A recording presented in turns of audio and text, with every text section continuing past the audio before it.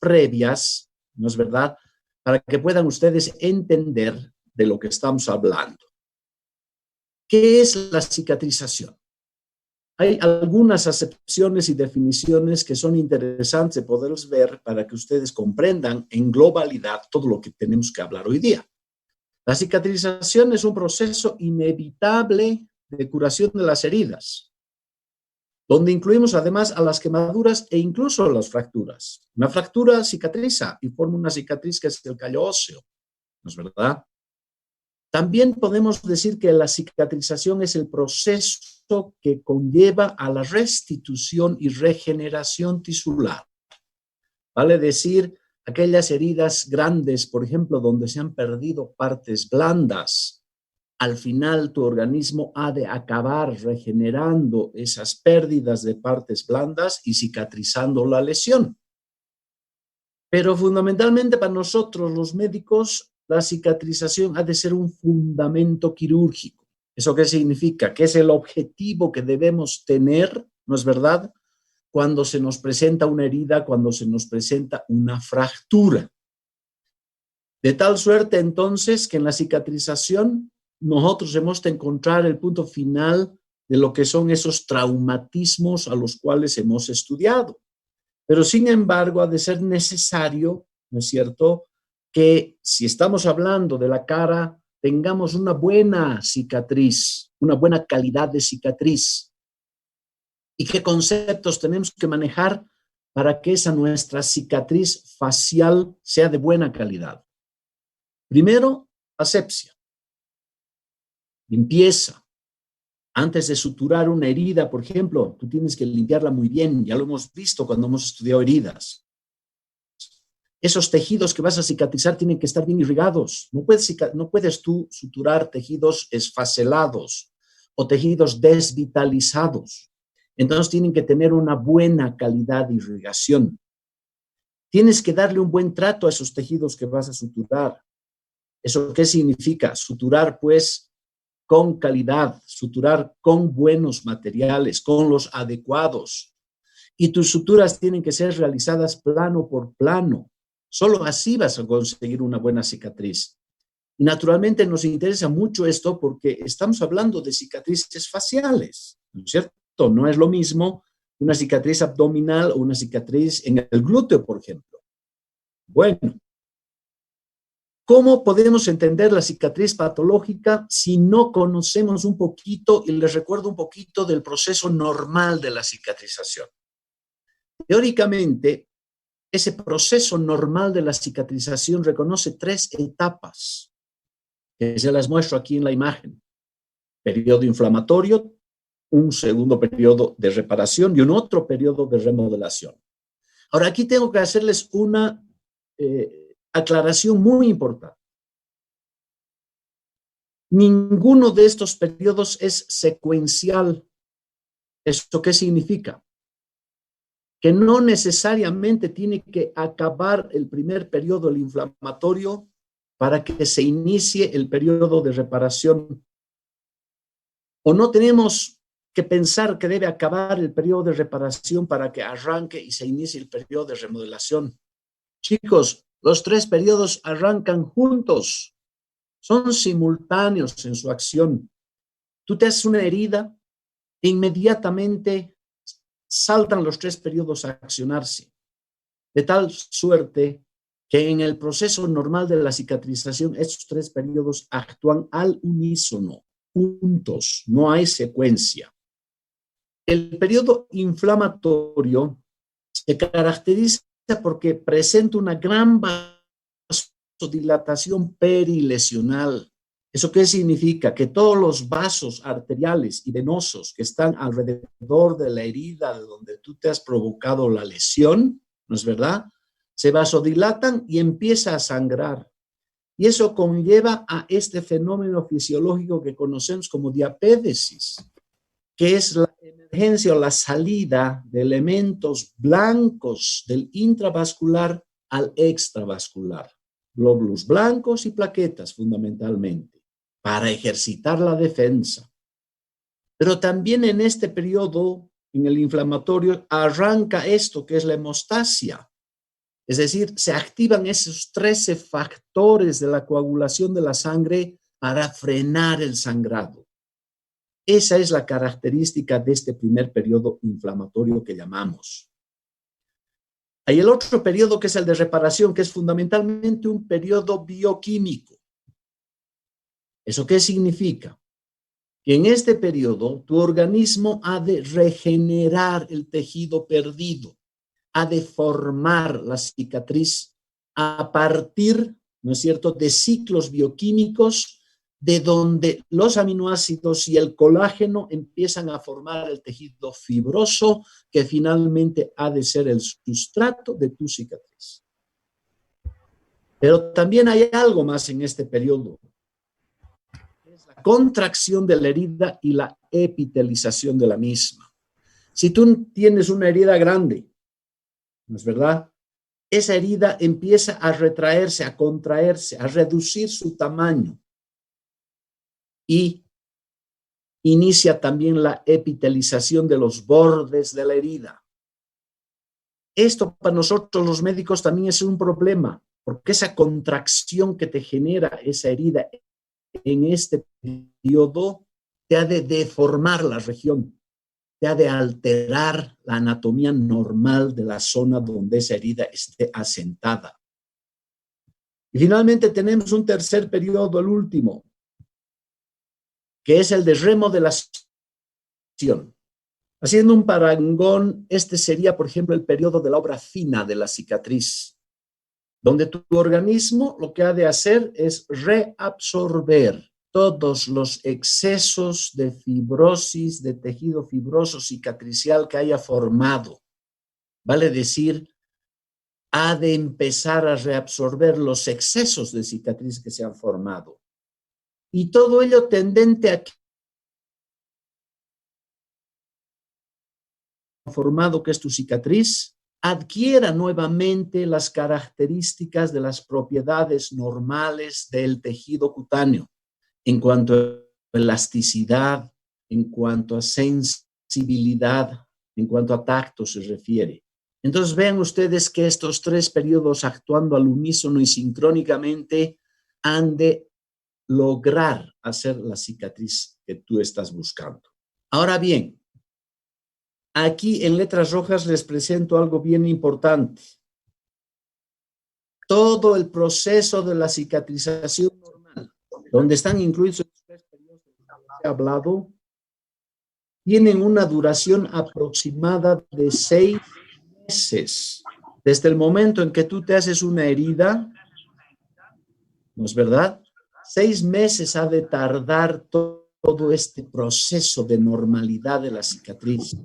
Ahora, nosotros para entender patología de la cicatriz, tenemos que ver lo siguiente.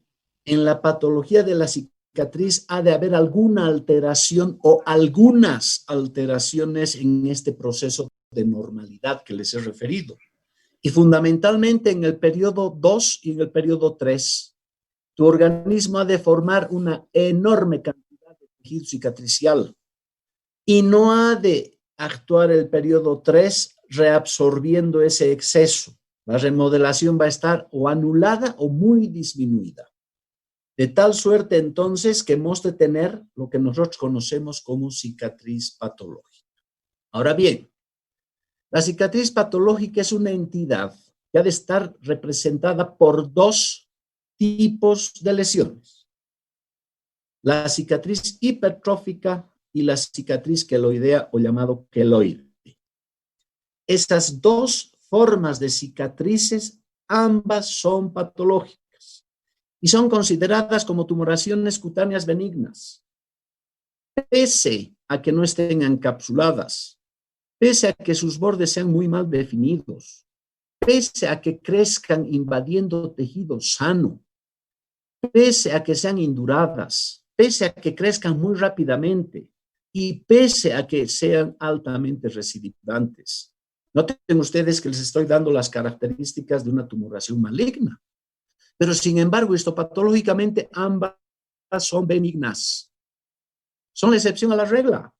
Vale decir entonces que sus características morfológicas son de cicatrices o de tumoraciones, malignas, pero histopatológicamente corresponden a tumoraciones cutáneas benignas.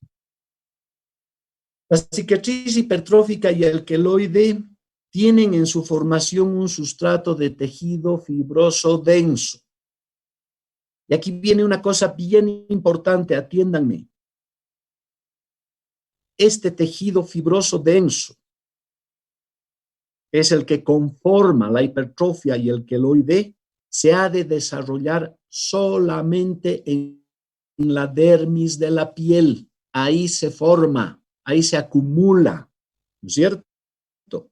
Por tanto, tejidos que no contengan dermis en su estructura histológica no van a poder tener cicatriz patológica. Ejemplo, las mucosas. El tejido mucoso de la boca, de la conjuntiva, de las fosas nasales, no ha de formar cicatriz patológica. Te hace una herida dentro de los labios y en la mucosa oral y no vas a tener riesgo de tener un queloide ahí o una cicatriz hipertrófica. ¿Por qué? Sencillamente porque las mucosas en su estructura histológica no tienen dermis. Y la dermis es el sitio donde esa cicatriz patológica se ha de formar. Y finalmente, estas dos formaciones, queloide e hipertrofia, están recubiertas de un fino epitelio epidérmico. ¿Eso qué supone? Que esa piel que recubre a ambas es demasiado delgada, es muy fina. Entonces, cualquier roce, trauma pequeño sobre esa región, la descama y la expone a las infecciones. Hay también algunas consideraciones que tenemos que hacer. Hemos dicho, si el queloide y la hipertrofia se forman en la dermis de la piel, han de llegar estas dos, ese tejido fibroso que se está formando ahí en la dermis para darnos lugar a un queloide, por ejemplo, ha de atrofiar y destruir a las otras estructuras que están metidas en tu dermis. ¿Cuáles son? Folículos pilosos, glándulas sebáceas y sudoríparas. Entonces, una de las características de estas dos formaciones patológicas es que no han de tener ni pelos, han de ser sumamente secas y no van a tener procesos de sudoración en ellas. Y finalmente, recalcarles que esta es una patología exclusivamente del ser humano.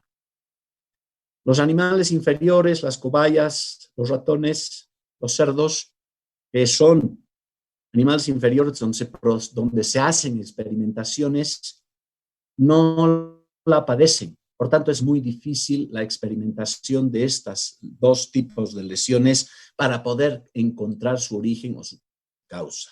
Y aquí también les digo una vez más, las mucosas no las padecen porque hemos visto que las mucosas no tienen dermis y la dermis es el lugar donde estas dos formaciones se han de constituir. De esto estamos hablando. Esta es una cicatriz patológica. Ahora bien, no sabemos si es una hipertrofia o un queloide. ¿Cómo hacemos el diagnóstico diferencial clínicamente? Con una sencilla pregunta. Tiempo de evolución de la lesión. Si tú a este paciente le preguntas desde cuándo tienes esta lesión y te dice, doctor, me quemé este brazo hace 2 meses atrás y desde entonces tengo esto, ¿eso qué significa? Que está dentro de los 6 meses que dura el proceso de normalidad de la cicatrización. Por tanto, este tipo de cicatrices que no tienen más de 6 meses de evolución son cicatrices hipertróficas. Y todavía podríamos esperar que como todavía está actuando el proceso normal de la cicatrización, ese cuerpo deje de formar tejido fibroso y más bien la remodelación logre reabsorber este exceso. Más por el contrario, si el paciente te indica que esta lesión tiene más allá de 6 meses de evolución, 1 año, 2 años u 8 meses, por ejemplo, llámale queloide. Ya es una cicatriz constituidamente patológica, un queloide. De tal forma, entonces, el diagnóstico diferencial de ambas formaciones ha de estar en el tiempo de su evolución, como límite los 6 meses que conlleva el proceso normal de la cicatrización. Fíjense, por ejemplo, en esta imagen, cómo esa cicatriz queloidea, fibrosa, densa, dura, roja, hipersensible, como vamos a ver más adelante, situada en el pliegue anterior del hueco axilar, está generando en este paciente una hipofunción. Este paciente no puede elevar el brazo. La retracción que forma la cicatriz impide ese movimiento.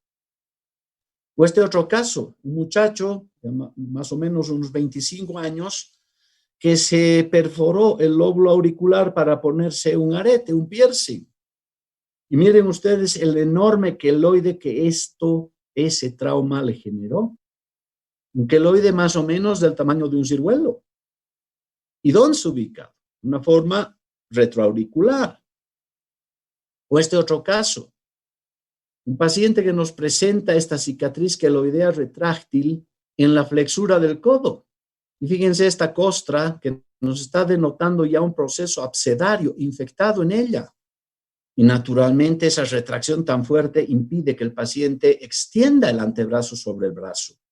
Genera una hipofunción, motricidad.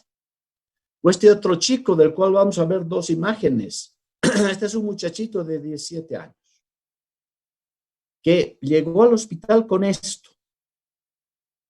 Una cicatriz producto de que se le presentó un granito, un acné, y lo reventó, lo abrió y le generó semejante cicatriz en la región esternal.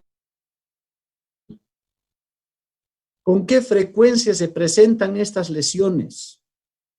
Hay factores raciales, factores cutáneos, factores etarios y factores de género que influyen en su presencia. En la raza negra, en los amarillos, en nuestra raza, los mestizos, somos más propensos a tener este tipo de cicatriz. Individuos que tienen piel gruesa, grasa y pigmentada tienen más tendencia a presentarla. Afecta más a los jóvenes que a los individuos de la tercera edad que a los ancianos. ¿Por qué? Porque en los ancianos, en la tercera edad, la dermis de la piel está empezando a atrofiarse. Entonces ya no hay el lugar donde se genere. En cambio, en los jóvenes, su dermis está en pleno desarrollo. Esa es la razón. Y también hay grupos, en cuanto a género se refiere, por ejemplo, las mujeres son más propensas que los varones. Se cree que son factores hormonales los que influyen. Veamos también que existen regiones de tu propio cuerpo que son más tendentes a formarlas. La región preesternal, la región deltoidea del hombro, el pabellón auricular, la región abdominal y los miembros inferiores. Antiguamente se ponían las vacunas en el hombro, en la región deltoidea. Se dejaron de poner ahí porque lamentablemente formaban grandes queloides, esas punciones de las vacunas. La etiología lamentablemente es hasta hoy, siglo XXI, absolutamente desconocida. No se sabe por qué tu organismo forma tanto tejido fibroso y por qué no lo remodela, por qué no lo absorbe. No se tiene un conocimiento claro sobre ello, pero sí se sabe que existen factores o acciones que hacen que esto se pueda producir. Por ejemplo, las heridas y las incisiones quirúrgicas, las punciones o las vacunas, una inyección, la perforación de tu oreja para ponerte un arete, heridas que tú suturas a mucha tensión, que han de producir los queloides. Si tu herida se ha infectado o has dejado cuerpos extraños en la sutura, más probabilidades de que se presente. Las pérdidas de tejidos y las grandes quemaduras te generan este tipo de formaciones cicatriciales. Hay factores hereditarios también. raciales, acabamos de ver, tipos de piel, piel gruesa y grasa, más tendente a cicatrizar de esa manera. Vean ustedes entonces cómo tenemos esa predisposición. Ahora bien, les dije, la etiología es desconocida. Se produzca el queloide o la hipertrofia impresionante.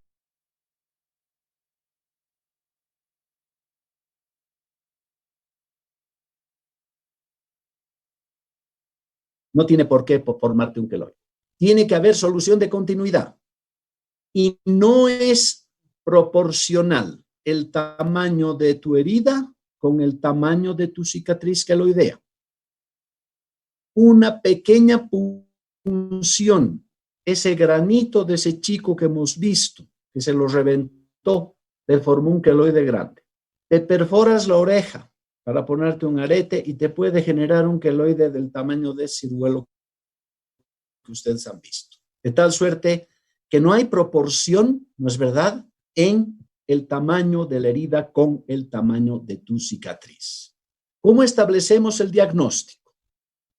Son lesiones tumorales cutáneas benignas, les dije, de color rojo intenso, de crecimiento infiltrante invasor a tejido sano, mal definidas, no están encapsuladas, duras, leñosas al tacto, generan mucho escozor y prurito, muy sensibles. El paciente dice, no soporto el roce de la camisa sobre la cicatriz, doctor. Las sacas y vuelven a crecer con mayor intensidad. Crecen muy rápidamente. En 2 semanas triplican su tamaño y te generan un malestar psicológico muy importante en el paciente. Esta es la otra imagen del mismo muchacho del granito en la región esternal que llegó al hospital para una talla vesical y se le hizo una punción en la región pubiana para pasar a través de ella hasta la vejiga una sonda para lograr la derivación urinaria, porque tuvo un trauma uretral. Esa punción en la región pubiana le generó esta enorme cicatriz queloidea. Una simple punción te generó este tamaño de cicatriz queloidea. Ya les dije, el diagnóstico diferencial entre una y otra es el tiempo. Antes de los 6 meses de evolución es una hipertrofia. Después de los 6 meses de evolución ya es un queloide constituido. El tratamiento es muy complicado. No podemos obtener una remisión por completo de estas 2 formaciones. Por tanto, el tratamiento ha de tener un objetivo, que ha de ser el de controlar el desarrollo del colágeno, que no te forme más fibrosis, y a su vez acelerar la maduración, la reabsorción de esa cicatriz que se está formando en exceso. A eso tenemos que propender. Por tanto, se ha diseñado en el protocolo este tratamiento. Primero un tratamiento sintomático, luego uno curativo y otro quirúrgico al final. Y aquí sí es secuencial, vale decir, tienes que empezar con los síntomas, luego hacer el curativo y finalmente el quirúrgico. En el tratamiento sintomático utilizamos la aplicación de corticoides de acción local sobre la cicatriz. Por ejemplo, la hidrocortisona al 0,1%, la triamcinolona también al 0,1%. 2 corticoides de acción, uno rápida y la otra lenta. Este tratamiento es tendente a disminuir esos síntomas que el paciente te refiere, dolor, prurito, hipersensibilidad. Bajar la inflamación de esa cicatriz roja. Aplicas 3 veces al día con un ligero masaje sobre la cicatriz durante varias semanas y meses este tratamiento sintomático. Una vez aquí les muestro, por ejemplo, el Triderm A, que es la acetonida de triamcinolona al 0,1%, es una crema antiinflamatoria, antialérgica que te ha de disminuir, te ha de anular prácticamente esos síntomas que el paciente te está refiriendo. Luego también tienes la opción de un tratamiento curativo donde habían 3 etapas o 3 procedimientos que podía seguir. La radioterapia, que ya no se la usa porque ha traído más complicaciones que beneficios. La presoterapia sí todavía se utiliza. ¿Y en qué consiste? En colocar sobre el queloide y la cicatriz hipertrófica una laminita de silicona, de plástico flexible, y vendar sobre ella con presión para que esa cicatriz se vaya aplanando y ya no crezca más. Resultados dudosos. Pero sí usamos el infiltrativo, que sí tiene una acción importante. Y todo esto es tendente a desactivar la lesión, a que ya no se forme más tejido fibroso y más bien a que se vaya reabsorbiendo. ¿Cómo hacemos el tratamiento infiltrativo? Hacemos infiltraciones intralesionales con triamcinolona. Ese producto tópico que hemos visto, el Triderm A, viene también en una presentación de ampollas. Puedes usar también betametasona, no hay problema. Cargas en una jeringuita de insulina, este es el producto, y puncionas la cicatriz e inyectas dentro de la cicatriz, no debajo de ella, dentro de la cicatriz, el producto que has cargado. ¿Cuáles las dosis? Las ampollas de Kenacort, que es lo que les acabo de mostrar, vienen en frascos ampollas de 5 centímetros cúbicos. Cada centímetro cúbico tiene 40 miligramos de triamcinolona. En un adulto, más allá de los 15 años, no le apliques más de 120 miligramos, es decir, no más de 3 centímetros cúbicos por cada sesión infiltrativa. Y en un niño, no más de 80, no más de 2 centímetros cúbicos por cada sesión de infiltración. Y normalmente se hace 1 a 2 sesiones infiltrativas por semana. Se hace la punción y la inyección del queloide y la infiltración intralesional del mismo, como aquí están viendo. Y vas a conseguir esto. Ese producto metido dentro de la cicatriz queloidea te va a dar esa imagen blanquecina. Es dolorosa la infiltración, sobre todo en las primeras punciones, porque hay rigidez, hay mucha tensión. Pero sin embargo, después eso va disminuyendo y fácilmente puedes ir ablandando esa cicatriz. Y finalmente viene el tratamiento quirúrgico una vez que has desactivado la lesión. Ya puedes resecar cuando notas que el queloide está blando, más plano, menos sensible, puedes resecar y hacer una mejor sutura. Ese es el procedimiento que tenemos. Aquí, por ejemplo, en esta enorme cicatriz queloidea del antebrazo, luego de haber infiltrado, vean ustedes cómo ya tiene un color más pálido, ya no es tan rojo intenso, se sacará esto y se hará una mejor sutura.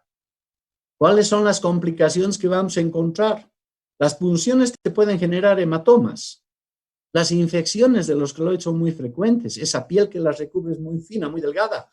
Entonces, si te escuece y te pica, tú te rascas, retiras ese epitelio, lo lesionas y se te puede infectar. O se necrosan, y la peor de todas, que son altamente recidivantes, como hemos dicho. Aquí tienen un caso de este paciente con una enorme masa queloidea preesternal. Noten ustedes esta costra y este proceso abscedario que ya se está formando en la región.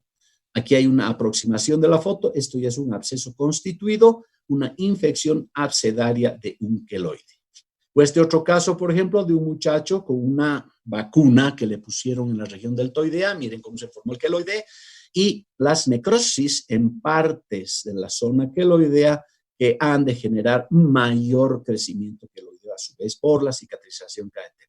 Como ven, el tratamiento no es sencillo, por tanto, la profilaxis es la clave. Acostúmbrense, heridas que van a suturar deben tener muy buena limpieza previa a la sutura. Debes suturar tu herida plano por plano, músculo, aponeurosis, tejido celular subcutáneo, dermis, piel, no con tensión. En caso de antecedentes de que el paciente tenga antecedentes de formar queloides o en su familia, entonces infiltra la triamcinolona en los bordes de la herida antes de suturarla. Puedes usar la presoterapia una vez hecha tu sutura, o puedes, una vez quitados los puntos, inmediatamente o 2 días después de retirar el último punto, empezar el tratamiento tópico con triamcinolona o con hidrocortisona. Esto no debes hacer. Esta es una herida en la región cervical posterior, con una sutura tremendamente a tensión. Seguramente le va a generar un queloide enorme en este chico. Y fíjense, lineal la sutura. Si esto empieza a retraerse, va a llevar seguramente la hiperextensión del cuello al máximo. Entonces, muchachos, en este tema que no deja de ser importante, les he querido mostrar naturalmente todo lo que representa lo que es la cicatriz patológica. No sé si ustedes tienen alguna pregunta, nos quedan más o menos unos 6 minutos. Si hay alguna duda, algún cuestionamiento, es el momento de hacerlo. Adelante, chicos, tienen la palabra. Doctor, esta técnica de punción se puede realizar en cicatrices queloides antiguas. Puede. Es decir, cualquier cicatriz. Mira, yo lo que te voy a decir, Jocelyn, es que un queloide está en actividad de por vida si lo dejas. No va a parar. Los queloides van constantemente formando más y más y más y más, quizás al final mucho menos en cantidad, pero siguen activos. Entonces, aunque sea un queloide antiguo, puedes hacer la infiltración y lo vas a lograr aplanar o lo vas a lograr por lo menos reblandecer. Se puede hacer el tratamiento infiltrativo de la región.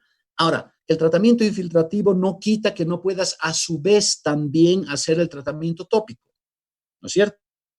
Simultáneamente puedes aplicar la triamcinolona en crema y también aplicar el tratamiento infiltrativo. Se pueden usar los dos simultáneamente. ¿Algo más? Gracias, doctor. ¿Y algún corticoide de elección? Yo suelo usar de preferencia o bien la hidrocortisona en crema, que se absorbe muy bien por piel, o bien la triamcinolona, que tiene un efecto más prolongado. Es un corticoide de depósito, la triamcinolona. Por eso es que si tú utilizas el tratamiento infiltrativo con triamcinolona y no con betametasona, sino con triamcinolona, 2 infiltraciones por semana. Cada 5 días, una infiltración. Muchas gracias.